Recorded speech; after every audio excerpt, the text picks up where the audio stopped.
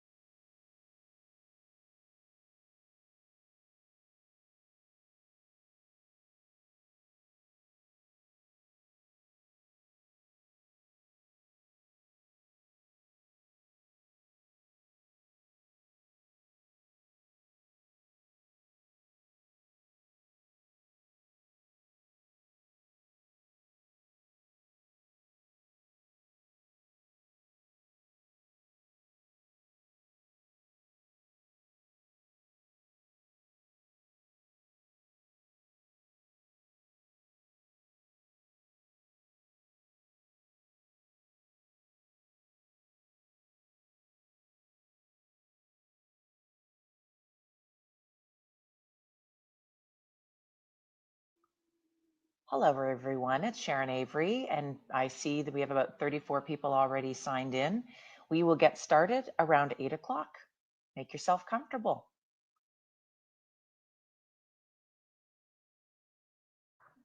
Donna Ziegler, hello.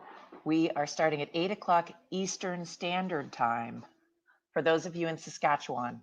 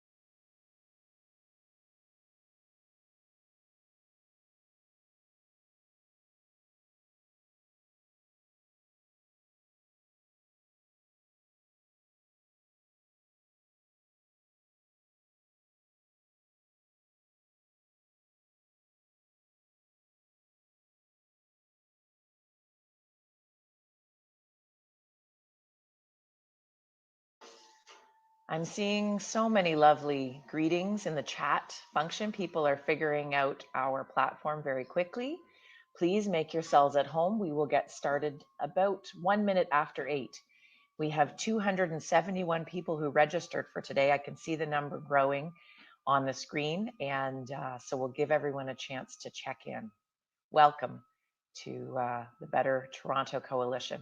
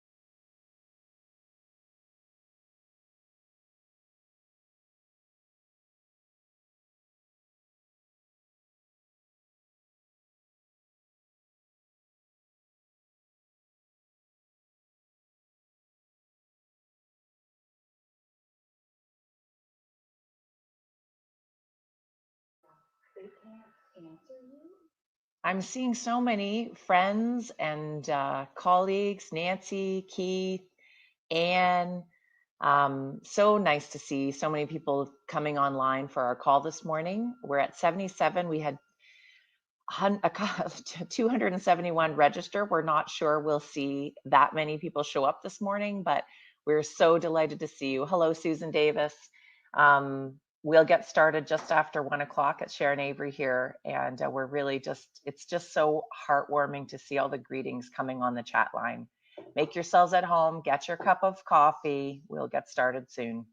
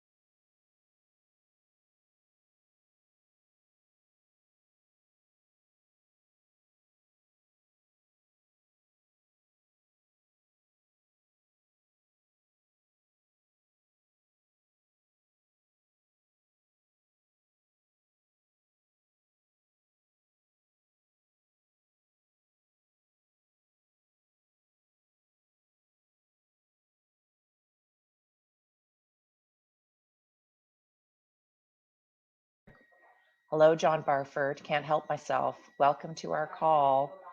We're going to start in about a minute, folks. We're going to give everyone an extra minute to log on. We're at 118, folks.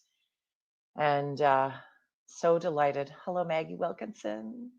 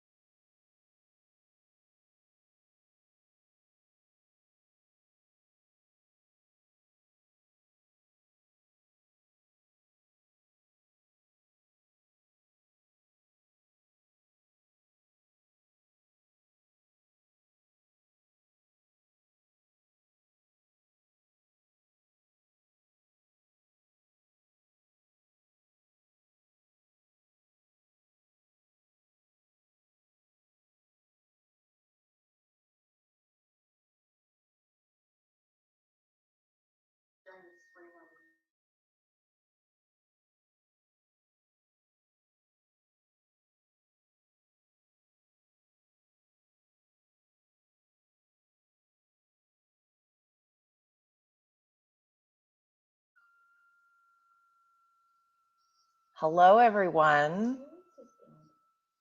I can see we still have people joining every second. It's kind of, I'm going to use a microwave popcorn analogy. Is that an appropriate way to start your day? I've been kind of waiting for the popping to stop, but I think it's time to get going. Good morning. I'm Sharon Avery, and I am so pleased to be with all of you. I saw a message from Bruce Lawson earlier. Yes, we're recording this. Boy, is this an experiment. And I just want to thank you all for taking us up on our invitation. We had about 271 people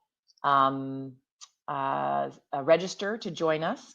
I have two colleagues here in my kitchen who we are 6 feet apart, are helping us through this. And I want to thank the gang at Vancity Investment Bank, and particularly Greg, who is going to be answering any technical questions anyone has throughout this morning.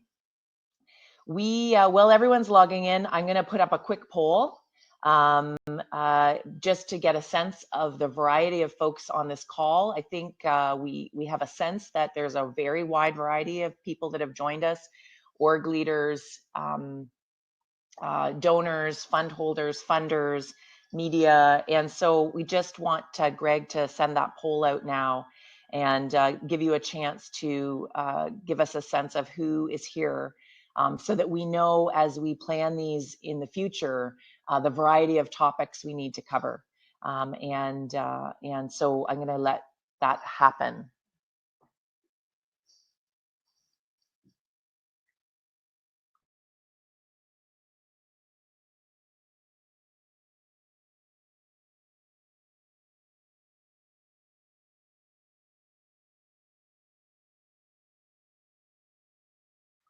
Is that better sound-wise for folks? I turned my volume up there. Is that good? Can everyone hear me okay?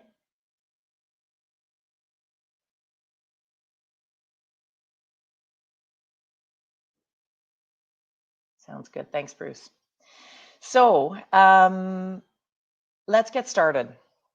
I want to walk you through what we have planned this morning. I'm going to cover some housekeeping in a minute, but I think it's important to give you some context on what brings us together. And we will be taking questions. So we're going to get through we've got Jayanne, we've got Bruce, and we've got Teresa here, and I'm going to introduce them in a minute, from three great partner organizations of ours. But I do think there's some housekeeping we need to cover. Probably the most critical point is that this is our very first webinar, and you're already getting the sense of it. And you know, if you know anything about what Toronto Foundation's been up to in the last few years, we're experimenting with all kinds of things, and we do like to experiment in front of people, for better or for worse. If you're going to fail big is my opinion. And if you're going to try something, you might as well engage as many of your friends and family in it as possible. So just thank you to everyone who chose to join us on today's call. We're hoping to be the first of well, gosh, do we really want this emergency to go on forever? No. This is extraordinary times. This is an unprecedented health emergency. This is an unprecedented financial crisis. And we just felt we needed to create a space as a community foundation where people could come together. We did a piece of research in 2018, our social capital report, and it showed that the quality of life for Torontonians was almost, well, the key measure of quality of life was how many neighbors that you know. And so when this emergency started to become so real in the last week, we realized that the first thing we should do is just bring our neighbors together. And so thank you for coming together. Today won't be perfect. We're going to get better at this, and we need your input. This is really about you telling us what you need, and us trying to deliver content that is relevant and helpful as you figure out how to try and help in this crisis. So I am so thrilled that we have Jayanne Gilfoy, the CEO of Vancity Community Investment Bank, with us this morning. It is 5 a.m. in Vancouver, so a special kudos to her. Bruce MacDonald, President, CEO of Imagine Canada, and Teresa Vasilopoulos from the Executive Director of WoodGreen Foundation. We may have a few hiccups through this. We're gonna work them through. We have a couple of folks in the control room to help us, so bear with us. There will be opportunities to ask questions, and we're already seeing lots of great use of the chat function along the side of the screen, and we encourage you to talk to each other, make comments.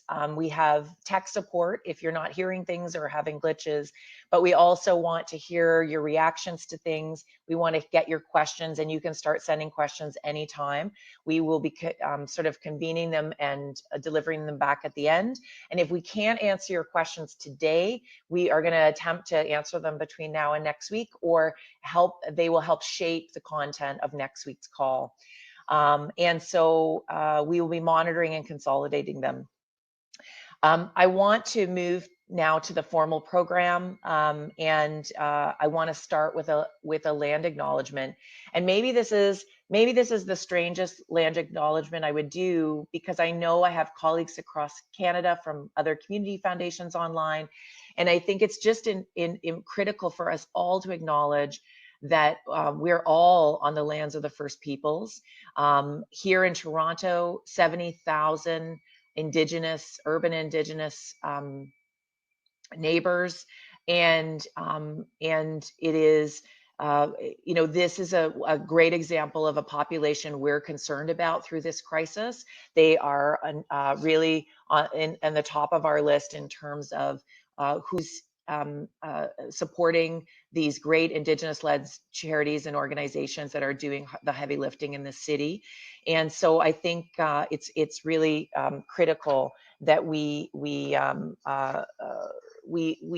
together make that acknowledgement. And if anyone wants to do their own land acknowledgement wherever you are, please feel free to do that in the chat boxes. And I think it just would be an act of solidarity for a group we care deeply about.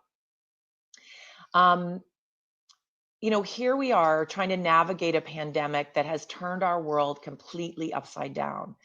The level of discomfort most of us here are experiencing, a lot of us have spent the week caring for our families and for our colleagues. A lot of folks are starting to work from home, but it is a privileged thing. I think it's let's just call this out, that I'm able to move my computer home and do my job here, and I'm not going to see an interruption in my salaries. This is a city where 30% of our population lives on $20,000 a year or less. We are the most unequal city in Canada. And I think it's really important, and this was sort of our first priority as a community foundation, as this became clearly an unprecedented event, to call out the fact that this is going to magnify inequality in the city, and that we need to find a way to make sure that voices are not lost in that crisis. I think that it's also important to call out that the guests that we have with us today are wonderful humans. I've known some of them for years. They run pretty big organizations, and we are all white. And I think it's just important to call out the fact that we were able to get together quickly and be a part of this today, but that is not what we want this to be about in the future. We need to make space for voices that don't get heard, and we need to look like Toronto. And if any of you that know Toronto Foundation well, we have made such a concerted effort in the last few years to really make sure that the voices we're hearing have enormous diversity. And I'm just going to call it out right now. That's not what this conversation looks like today, though the things that we talk about and the things we care about are the same. You're meeting a set of people with shared values, but we commit to you that this conversation will, as our grassroots colleagues get settled, get more diverse and more at the grassroots level as we can make possible, because we think it's absolutely critical that you're hearing those voices. I want to thank Vancity Investment Bank. They are a partner of ours already on a campaign we're doing with women called the Trust Collective. And I know many of my Trust Collective colleagues and anchor orgs are already joined us on this call. Oh my God, there's 226 of you. Oh my God, I can't believe it. Anyway, on the call already, I just glanced up at the numbers. I got to stop looking. And Vancity is, for those of you that aren't familiar, is this wonderful cooperative bank based out west, and have started the Vancity Investment Bank here in Toronto, and reached out to us as soon as it was clear this was becoming unprecedented crisis, and said, what can we do together? And so we said, well, we sure love a technological partner. We are a pretty analog organization that loves to get together and hug people. And so we if we want to actually convene people, we need some help. And so Vancity said, absolutely, what do you need? and have given us this platform to support us. But they have also seed funded a Better Toronto Coalition Fund. And I want to stress that that's fantastic. And Toronto Foundation is figuring out what our funding investment is going to be. And there are lots of funders out there that are trying to figure out what to do. But I want to stress this isn't a fundraising campaign. And any of you who know me well might be surprised at me saying that as a longtime Toronto fundraiser. But this is, more importantly, a cooperative effort to try and make sure that funders and donors and caring citizens get good connection to the grassroots of what's happening. And we're hoping a lot of undesignated direct giving is going to happen. If you need help and you want to put stuff in the Vancity Fund for Better Toronto Coalition, please, we're happy to do that, but that's not what this is about. More importantly, we want to create a forum for action and a forum to answer questions, and most importantly, a forum of connection. So that's what this is about.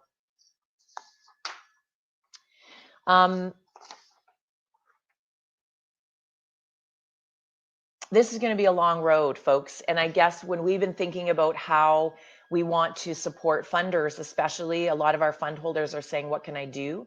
I would suggest that this one's a weird emergency where I'm saying to people, this is going to be a long road and you want to act quickly, but what's the investment term? Save some dry powder. We're going to have to go through this in phases together, and I imagine the needs are going to change. This is not me saying slow down and don't do anything. This is me saying be purposeful about what you do each step, and we're going to see this evolve. And I think we need to hear what government's going to do and then figure out where we can fill in some gaps. So I think that that's why today is such an important starting point, and why we see this as you know, a point of connection, but also a point of gathering knowledge and information from the people who really know what's going on and sharing it as broadly as we can. So I'd like to get Aruna to bring Jayanne up on the screen from Jayanne Gilfoy, the CEO of Vancity Community Investment Bank, and give Jayanne the chance to greet everyone and talk about why they're at the table. Good morning, everyone. Thank you very much, Sharon. That was a very inspiring. Can you all hear me? That was a very inspiring beginning. And so I am Jayanne Gilfoy. I'm the CEO of Vancity Community Investment Bank, and I am here live in British Columbia. So I started at 4:15. I think I still have the marks from sleeping on my face. So we're all learning to adjust to working virtually in all of the good and bad ways. I am calling in from BC, and so I would like to acknowledge that I'm on the unceded Coast Salish territory, represented today by the Katsi, the Kwantlen, the K'Kwitlam, the Kikite, and the Semiahmoo First Nations. And like Sharon, I feel like this vulnerable population is one that we really have to make sure that we are thinking about consciously all of the time. And really making sure that as we move through this situation, that we're putting the resources that we need to help this community. It is so inspiring to see so many people come together so quickly. You know, we've all been inundated with daily news all day long around the fear-based responses to COVID-19. And my experience over the last week has been, you know, there's been a lot of people reaching out and trying to make connections, looking for ways to make a positive contribution. And that's really what we are trying to do at the bank. So I'd like to thank the Toronto Foundation for convening us. We were having this conversation amongst ourselves last week about who could we talk to, making sure that we could do something positive in this sort of time of crisis. And at the same time, you know, the collective wisdom of Sharon and the group was having the same conversation. So the point is, I agree that we want to make sure that we are connected to those small and mighty grassroots organizations, the ones that can do the changes and make the impact every day, all day on the front line. So we've been working on how we help our community navigate through this difficult time. And we are a bank with our mission to finance a sustainable tomorrow, and our client base is exclusively made up of organizations driving social, environmental, and economic change. So these are the non-for-profits and the social enterprises. We've been in the Toronto market for just over 2 years, working on building, strong relationships. Toronto Foundation is an example of that. We have a whole bunch of others. Our relationship with Vancity Credit Union, deep roots in convening community initiatives. And so we really wanted to make sure that we were here for all of you and the organizations that do the tough work every day to help with creating strong communities. And as Sharon's stats, 30% of Toronto lives below the poverty line. We really think that that's the group that we have to help. So we wanted to find a way to deliver sort of a rapid response support to these organizations. And we wanted to make sure that it was focused on food, shelter, healthcare, because those are the things as we go through the days, the weeks, the months, maybe hopefully not, but maybe even the years, that's the things that we need to make sure we are putting in place. We also think that financial institutions can and must play a key role in enabling us and shaping ambitious solutions. So we look at that as it applies to climate crisis, affordability, economic injustice, and to this pandemic. And so we also hope to see that other financial institutions participate in this coalition and fund. I think if we could raise, a lot of money for Toronto and then look at it as a way to help the rest of the country, I think that is also a big win. So I've been reaching out to others in the network of people that I know around financial services, and I'm hoping that collectively we can also come to the table. I think it's important we hear from those at the forefront about what they're hearing and what support is needed. So I'll keep this brief and close with something that I've been reflecting on. Times like these can feel isolating, both figuratively and literally. We know from social psychology that one of the best ways to bolster mental health in the face of challenge is to reach out, to act, and to be part of something bigger. I have 2 children. One of them is here in BC at UBC doing all the right things. The other one is in Toronto and, checking in daily. It's been very difficult for me personally just to make sure my family is safe. But the rest of the feeling of isolation, I think, affects us all. So it's super cool to be part of this morning, part of a community that's growing. As Sharon said, it was like popcorn floating this morning with all of the people adding on. And so I just wanted to say I'm looking forward to being part of this and connecting with the individuals and groups that are on the call as we navigate this pandemic and beyond. Thank you. Back to you, Sharon. Thank you, Jan. I'm going to introduce Bruce MacDonald now and get into a conversation with Bruce. We wanted to have a broader perspective on the country and on the sector itself. I think one of the things we're all very concerned about, we're hearing a lot in the news about small business challenges, and people are making all these wonderful suggestions like buying gift cards for your local restaurant and things that you can do to boosting small business. But I think often in that conversation, we forget the sector as a whole. And there are many charities, hundreds of them, I would suggest, across the country and certainly here in Toronto, that are going to struggle financially, not through this crisis, but through this month. And so I felt, the team felt it was important to have a broader perspective on the sector. And so I'm happy to welcome one of my dear friends, Bruce MacDonald. Good morning, Sharon. Bruce, why don't you just start by giving, because we have such a big and broad audience, just a little overview of what is Imagine Canada, and then dive into kind of what your week has looked like and what you guys have been up to. Well, first of all, thanks to Toronto Foundation and Vancity for pulling this together. It's clearly, by the number of people that have signed on, there's a real appetite to connect and talk about what's happening. So for those of you who aren't familiar with us, Imagine Canada is a national registered charity, and basically our mandate is to work and improve the operating environment in which charities, nonprofits, and social entrepreneurs operate. We kind of judge our success by, are we making your lives better? And we do that primarily through 4 ways: through the provision of research, data, information, and knowledge. We're public policy advocates, the eyes and ears of the sector exclusively at the federal government level. We seek to build trust with Canadians through the provision of our standards program.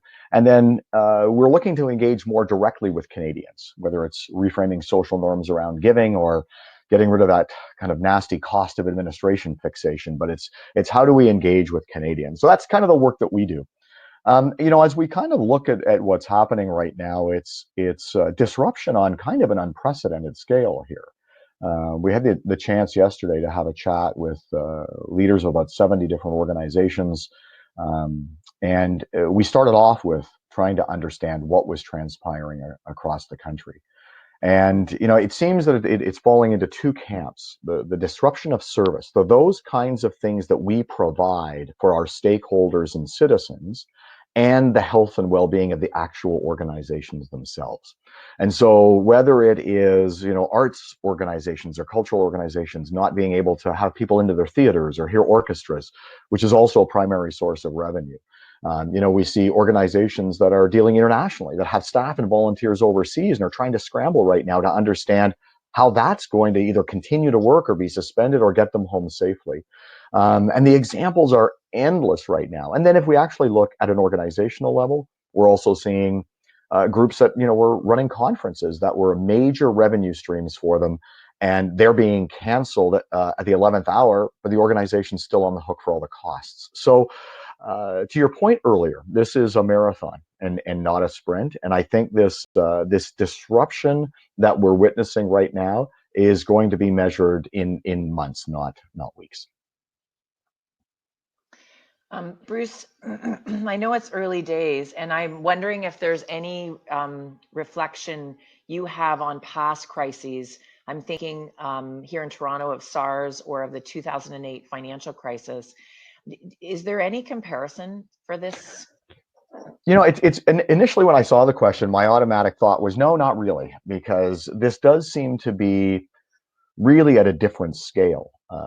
I think for the most part, the rest of the world was still operating when those other crises hurt. I mean, absolutely, the worldwide ripple effect of the financial crisis was felt around the globe, but things were still happening, whereas in many cases, the world is just kind of grinding to a halt right now. Though upon further reflection, it was interesting because I think there were some things that happened that maybe have gone dormant for a while that now we can build off of. I do think there was a sense of kind of a coming together of the sector at that time to sort of A, look after each other, and B, work together to further common interests. And as times have gotten good, perhaps, we've kind of retrenched back into our own organizations. But I was so delighted even in the conversations I've been having with people where the absence of logo and ego has been really noticeable. And I think that's kind of hopeful. And I think maybe that's a muscle that we haven't exercised for a while, and it's time to get the weights out. So well said. I guess a question that I have in terms of this audience and advice you would have, Bruce, about what is helpful to do for organizations right now and what is unhelpful. Sure. Well, maybe just a few thoughts on the helpful side. I would say one is that I think first and foremost is to look after the health and well-being of the people in the organization. Everything from the volunteers who are maybe delivering services on the front line to the staff that support them to boards. I think first and foremost, that's our obligation, is to ensure that we're doing everything possible to do that. And one of the things that's interesting is in our sector, that can actually be quite a challenge because most organizations don't have dedicated HR people. So we're kind of, finding our way through this with not necessarily having dedicated staff to whom we can turn for that. So I think that's something that we have to, work together on. Bruce, Yeah. I want to jump in there because I want my team to catch that one. That's really interesting way that the public, someone out there could help, I'm thinking, You right? bet. I actually saw a great feed come through my email yesterday of a HR lawyer firm that had put together a list of advice for small business that I actually flipped out to a few charities because they have no access to that kind of advice and counsel, and we are often scrambling to ask each other for that. But if we have folks on the phone that have networks in that space and are running our HR experts or our HR firms, I'm just putting that on the list for things for people to consider when you're getting creative about how you could support the sector right now. That's a great point, and I think what a wonderful opportunity for people who want to help, that have a measure of expertise to actually contribute to the sector with their time, with their talent.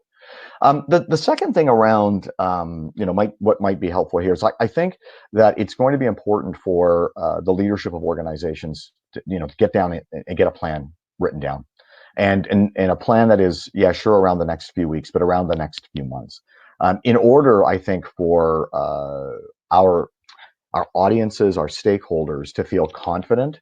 I think trying to move beyond a day-to-day and a week-to-week kind of thinking, we need to inspire some confidence for our staff and for our volunteers, for our service recipients, that we are looking a bit downstream. And so I think really taking that time as leadership groups to project ahead and try and understand what that might look like will be really important. And the final helpful one, and I realize this one may sound a little bit self-serving given the nature of Imagine Canada, but I think as we are seeking to be included in the measures of support that governments at various levels will look to provide to Canadians, that we really do need to come together here.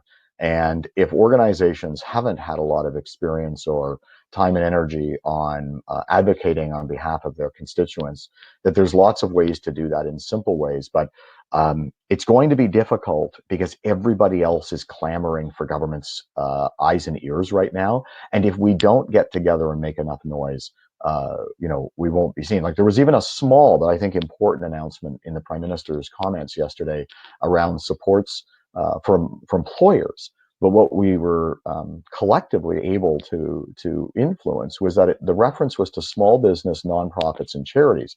In previous stimulus packages, going back to the 2009 one, it just said small business. And therefore, by omission, our sector was excluded. And I think this was a result of many people coming together with a similar message. So in terms of unhelpfulness, a couple of things here. One is I would call just simply being tone deaf to what people are going through right now. And I mean, obviously, it's this balance between the work that we do and the business needs that we have, and being mindful of the audiences and the people with whom we're connecting. And that can be everything from how we communicate. Is it just sounding like the same old stuff that would have been happening regardless of this crisis, which then may seem a bit off-putting? Or is it overly aggressiveness that we're doing because we're worried and concerned from a fundraising perspective, not realizing that maybe the person at the other end of the phone or the other end of that message may have just been laid off and lost their job. And I think there will be a balance for us to find as organizations to make sure that we're not sort of exhibiting that we're not listening to the constituents and the people that we serve. And I think this just sort of rolls into this idea of panic as well. And I think that to go to my earlier helpful point, a plan will help reduce panic. And I think, we are seeing organizations who are laying staff off now. And their question is, we've laid off over 50% of the staff. Are we sure that will be enough to save the organization? Those are tough conversations and they ratchet up the stress levels. And I think being able to have some kind of plan of how we're going to approach these things would be helpful.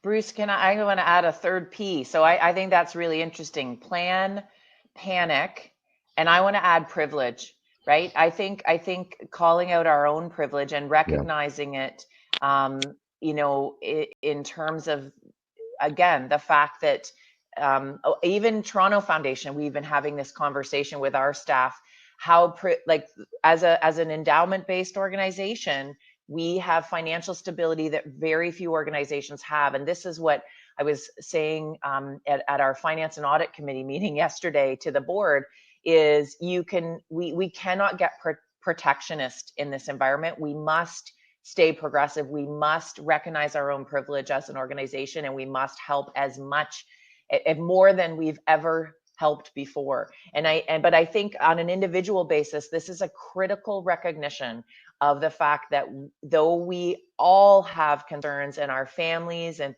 I hear you, Jayanne, in terms of, I've been so worried about my family and balancing that with trying to do good through Toronto Foundation, but I still know I'm lucky. I still know I'm secure. And there's so many people that feel the rug has been pulled out from under them right now. A conversation we had very early in this with our team was, we're talking about self-isolation. How do homeless people isolate themselves?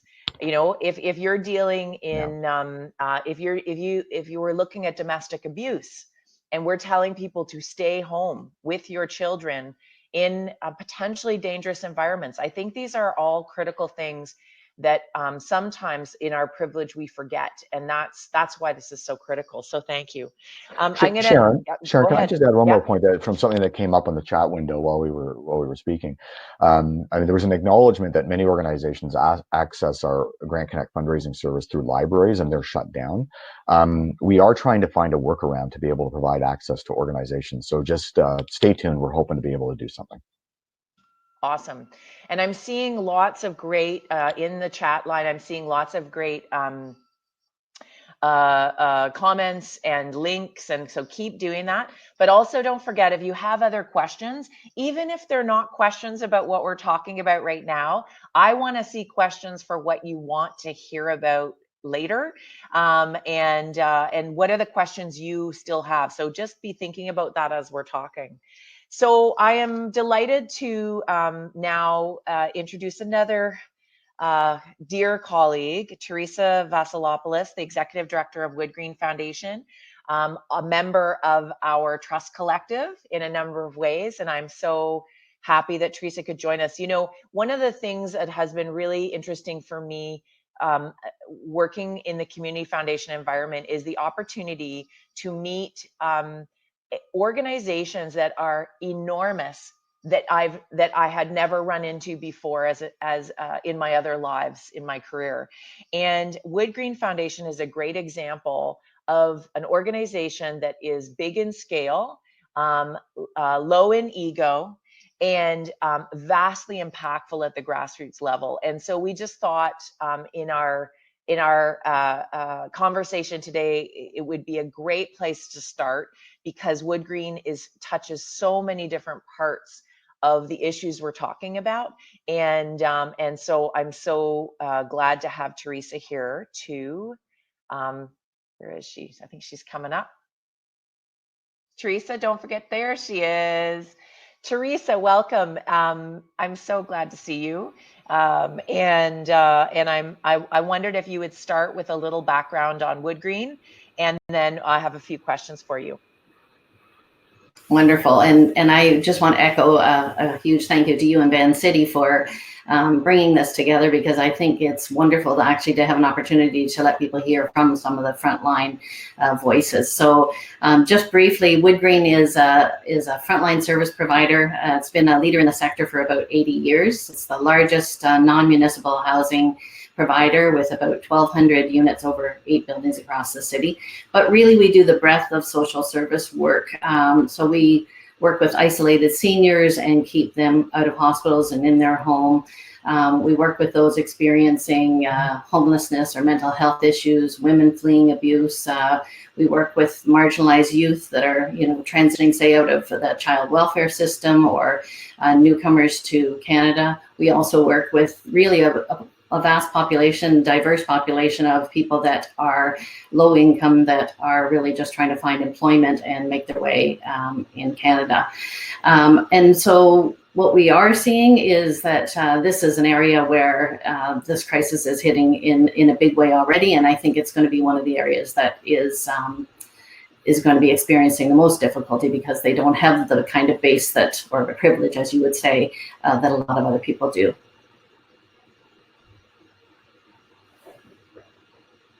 Sorry, I forgot to put my microphone back on. So talk to me about this week, Teresa, and what you're seeing, and how you are, what does it look like for a social services agency in a crisis like this, and how quickly it evolved, and what are the conversations around the table? What are the issues that have fundamentally changed in the last 7 days?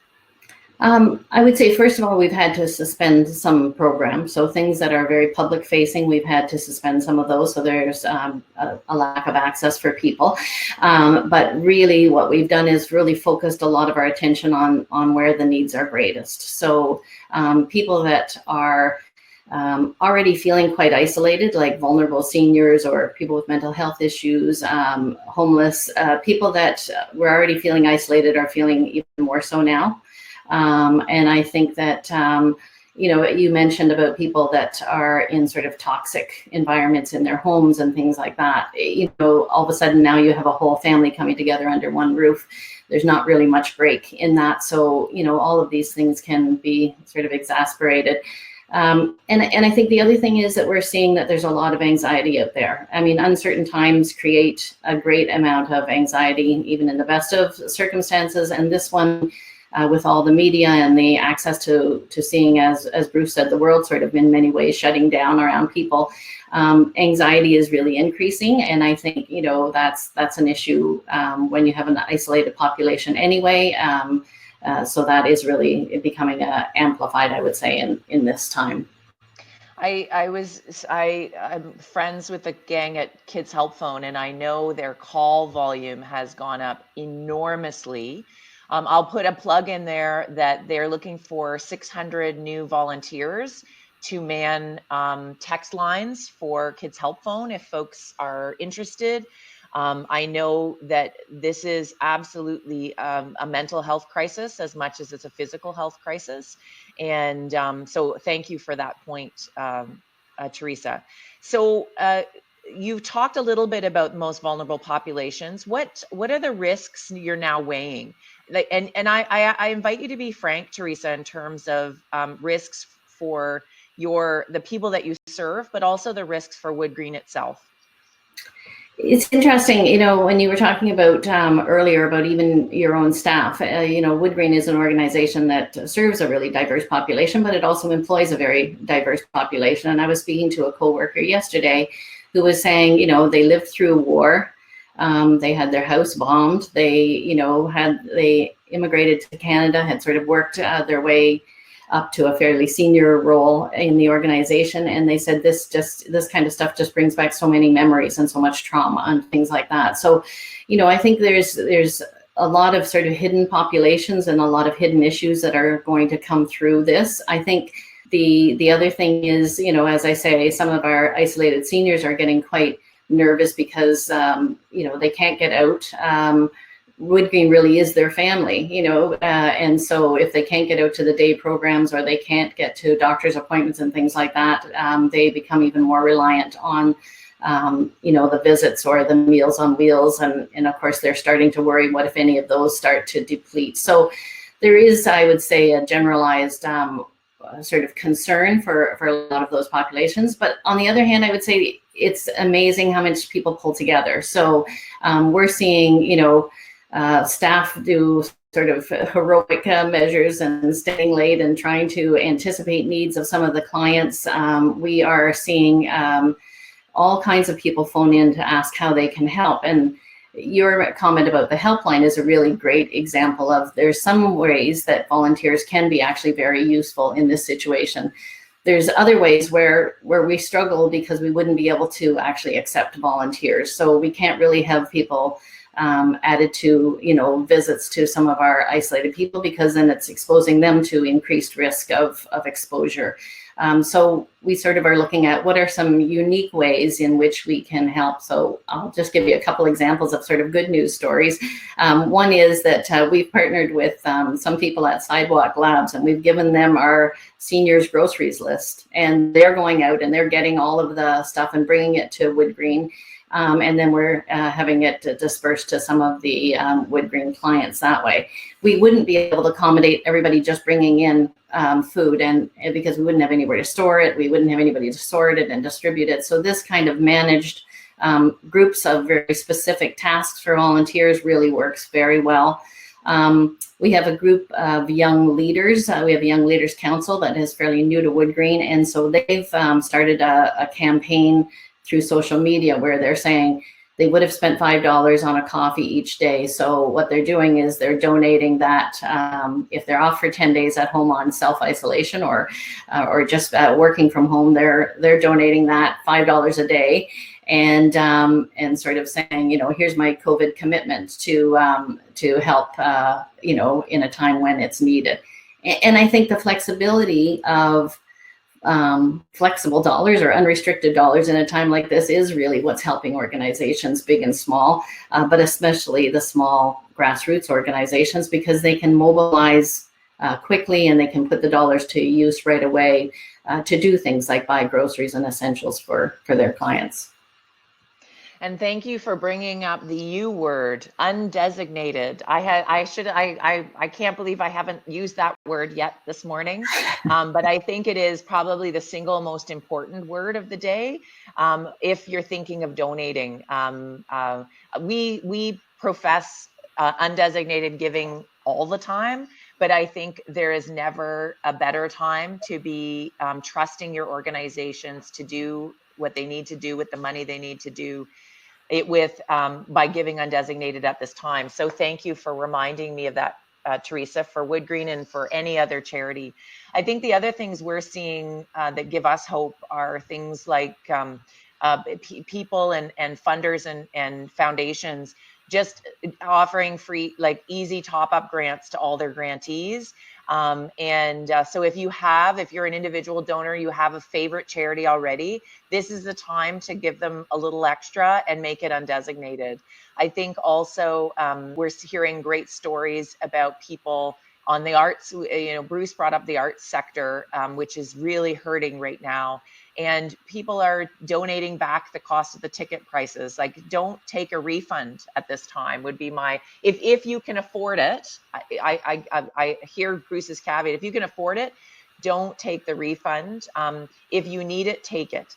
And that's, I think that there's lots of different ways we're seeing people step in. Teresa, is there anything, last thing, how can we be a best support to WoodGreen if that's what we want to do? How could we best support you going forward? Well, I think WoodGreen or any of the sort of smaller organizations, if you can do something about donating undesignated, our board has stepped forward and they actually are coming together to do sort of a collective gift so that they can inspire others to do the same. I think if groups within your organization can help mobilize some fundraising for you, that's great, because people like, the Daily Food Bank and Second Harvest and places like that, these are the places that are going to be really needing to support a broader group of people. The one thing I would say is it was interesting when you were talking about the comparison of SARS and what's happening currently. And I think I would say that you're absolutely right about this is a longer term effect. I worked at Michael Garron Hospital during the SARS period, and what I would say I noticed as the biggest difference, very sort of an anecdotal thing, is that it was very much focused on the healthcare community, and it was very contained by the most part within that sort of sector. What I think this difference is that this is much broader and it's going to be affecting a much broader base. And I think really hitting the sort of more vulnerable populations and the sort of isolated seniors and things like that. So you'll see a bigger hit, I think, within the community. So I think it's important to keep in mind that some of those front-facing organizations can really use the support, because they will be called on to do a lot more during this difficult time. Teresa, I want to put you on the spot in a good way. You mentioned Daily Bread Food Bank. We actually have Neil Hetherington lined up for next Thursday's call. He was just flooded this week, obviously hugely impacting their work, but has agreed to join us next week. And I guess if I think that I am a big, strong believer that if you want to know who the great orgs are, stop with your damn application due diligence processes and just ask people who are out there doing the work. So if you could recommend a couple of other organizations you see in your world, they might be partners of WoodGreen that might be struggling right now, I'd love you to throw their names out to us today.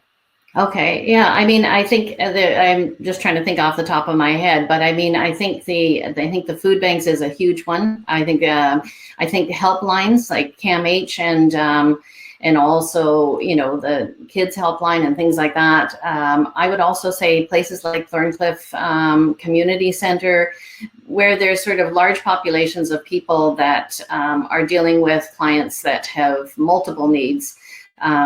And I think, you have to look at, and I think it was mentioned earlier, look at like shelter, food, and mental health or healthcare, because those are the areas where the need is going to be noticed the most.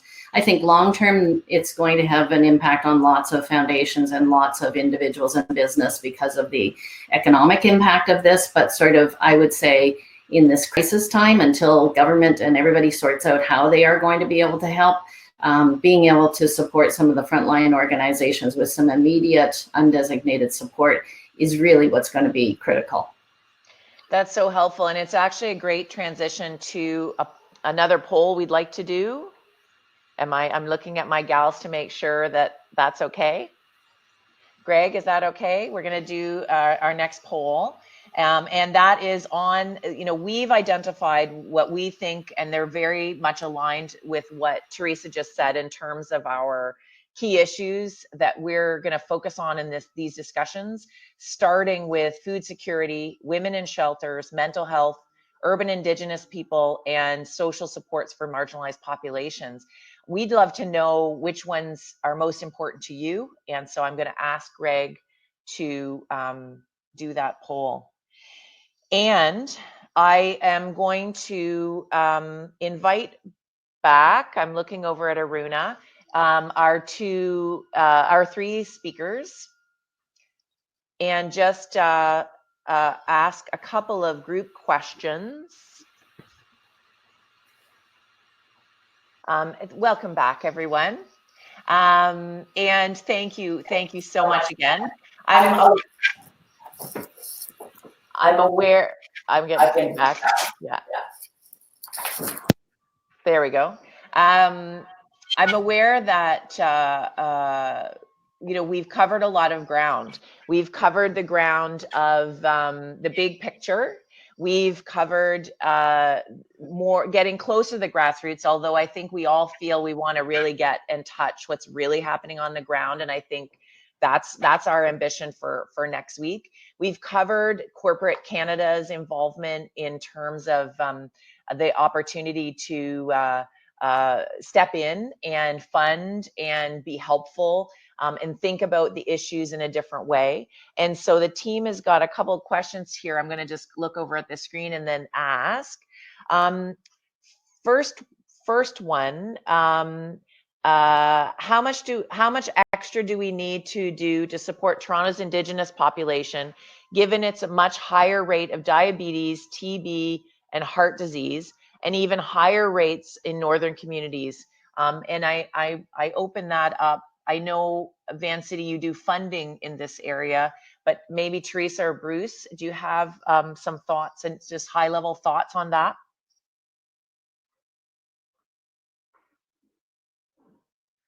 Well, why don't I just go? I mean, I by no means am an expert in this area, but I do know from some of the work that I did with other organizations like we and other ones that worked in some of the communities. Isolation is always a big factor, and mental health issues, and also food security. So I think, in situations where we're all experiencing that, you can anticipate that they will have an even greater risk. And so again, I think that connecting with some of the organizations that are working in those communities and finding out how best to support them is the best way to start. I think asking people how they can be supported is a sort of the right step, rather than just assuming how we might be able to. I think that's great. And I want to jump in and also, because we can, invite those on the chat line to offer up suggestions of specific organizations. I know we work with TASK, the Toronto Aboriginal Association. It's a community of Indigenous-led organizations in the city. We're big fans of Anishinaabe Health, for example, Native Child and Family Services. These are partners of ours. If you're interested in providing support to Indigenous-led organizations nationally, I think it's going to be interesting to see what Canadian Roots Exchange does. They bring together Indigenous and non-Indigenous youth, and I can imagine them using technology in a really interesting time. I also think of mental health issues at this time for Indigenous peoples, and I think how can we be supporting them? They're already, struggling in some communities with these issues, and it'll just be exasperated. I think a second question I think that we should ask this group, and maybe Bruce, this one's for you. What are some of the coalitions and associations that are serving members of the sector who are coming together in a meaningful way right now? And can you give the group, the gathering here, a sense of where they might go to be part of other coalitions that might be sector specific? Yeah, absolutely. I think what's interesting is there's both gatherings of existing groups and new networks forming. So I think depending on the nature of your topic, what I refer to as subsectoral organizations are already active. So you see the Volunteer Canadas of the world, the Health Charities Coalition of Canada, the Canadian Council of Christian Charities. I mean, there are groups that are already in place who are getting very active. But then what's also interesting is these collectives that are now forming that are coming around common interests. And so we're seeing some foundations, private foundations, actually getting together. I know there was a call yesterday of 100 private foundations just to talk about what they can do during these sort of, really strange times. Those ones are going to be harder to track. I know we're starting to try and identify where there's clusterings around particular topics. And I think that social media is going to be one of the best places for people to just be listening, because some of them they're literally forming in about 24 to 48 hours. So there's not a directory we can point people to, but I think just being plugged in and sort of really listening and being aware will be helpful. Do you know, it's interesting how many of my friends have joined Twitter this week. And I have to say, like, I use it exclusively for work. It's not my personal space, but it has been amazing to me to see how many people are joining simply to get looped in a faster environment. And so I do think that's good. I think that there are lots of folks asking about whether there are other forms to connect virtually, and all of this we're trying to collate and put into manageable, shareable lists for you. The organizations that are being recommended for support, the organizations we're recommending that you can further connect on an issue by issue basis. And so we again encourage the 230 people that are joined with us here today to keep posting those things in the chat. There are more questions than we have time to answer, and we're going to take them offline and get answers and post them. Before I do a quick wrap up, I just wanted to give Jayanne a chance to reflect any further thoughts she's had as she's been listening to these conversations. Yeah, I mean, it's been great to watch the chat going on at the same time as conversation. So there's like about 4 different things going on at one time. It really speaks to people's passion and commitment to find resources, find those connections, get things moving, deal with the issues that we're facing as communities. So thank you, Sharon, for putting this together. I think it's been very helpful. And I love the idea of undesignated. I think, the conversation has to include money, and I appreciate that, this is not about that, but I think the idea of people coming together and just getting money and not caring about where it's being designated, but trusting the leaders who are on this conversation, the leaders on the chat, to make the right decisions, because it's no doubt in my mind the passion and commitment and integrity of the folks in the chat and on screen that the money's going to go where it needs to go. And it needs to go places really fast. So, and I think thank you for that. And I'm getting feedback again. I don't know why. I'm getting feedback. Oh, there, we're better. I wanted to just say that I actually think this is part of privilege and this is part of power. And I actually think one great thing that could come out of this is a shifting of power as in the philanthropy world. And a lot more trust being built up between donors and organizations. And I think that's, if we're looking for silver linings, I'm really hoping that will be one of them. Mm-hmm. So I want to be respectful of time. We only have a couple of minutes left. I am so grateful to so many people for coming on this first journey with us, this experiment. I'm grateful to Teresa and Bruce and Jayanne for getting up so early, and I hope you will join us next Thursday as well. We will be sending out. We've identified issues that you've raised on this in the chat on this call. We are recording this and we'll share it. We are inviting you on the next call and to stay with us as long as it's useful. One of the things I was going to say, and maybe it sounds silly, is there's this conversation going on around how our boomer parents aren't listening to advice about isolation.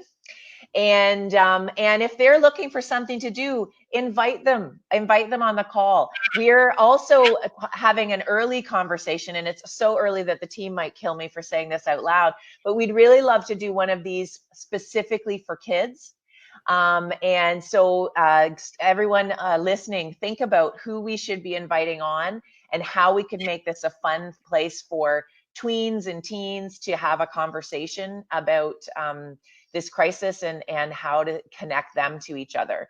I mentioned already, Neil Hetherington from the Daily Bread Food Bank is already booked for next Thursday, and we'll have I commit to a more diverse lineup of folks to talk about the issues they're dealing with. And gosh, what will happen in the next week is a big question. If we just look back at the last 5 days and how much has changed, I don't even want to think what might have changed by next Thursday.